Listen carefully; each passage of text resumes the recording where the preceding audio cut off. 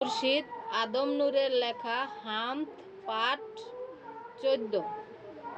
আছে কি এমন কিতাব এই দুনিয়ার মাঝে আমারে জানা জানাইতে, সেই কিতাবে কি পারে এমন দর্শন কিতাব আছে কি ভবে ভাই, যে কিতাব দেখিলে পরে আমার দেখা হবে তাই।